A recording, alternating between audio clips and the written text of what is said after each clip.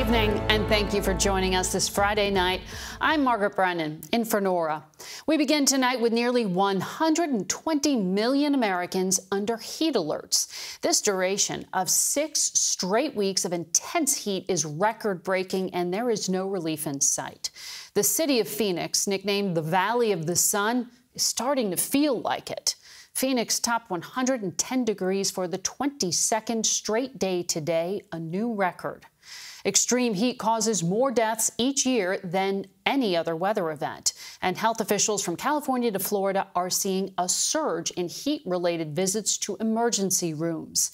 CBS's Carter Evans starts us off from a scorching hot Palm Springs, California. Good evening, Carter. Good evening, Margaret. Right now it is 118 degrees here in Palm Springs. It makes simply going outside downright dangerous for some people, and for first responders, it's an occupational hazard. Imagine firefighters in this heat wearing all that gear.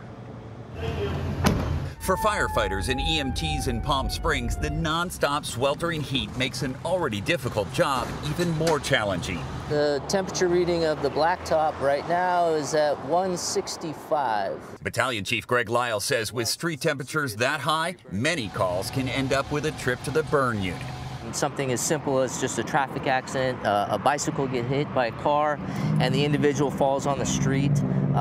We're dealing with an injury that was caused, and then also now possibly burns. It's another blazing hot day in Phoenix, the city's 5th consecutive day above 115 degrees.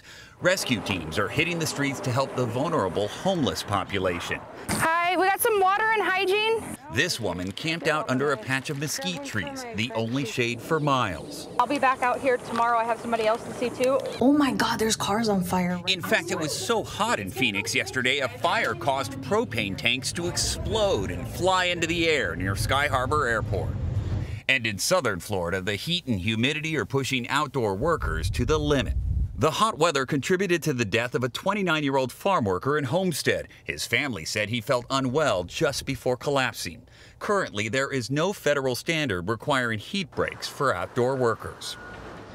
And don't be deceived by the beautiful backdrop here. A hike in the mountains behind me today, and these temperatures could be deadly. Firefighters we talked with say it's usually tourists who are unprepared and get into trouble. Margaret? Carter Evans, stay cool.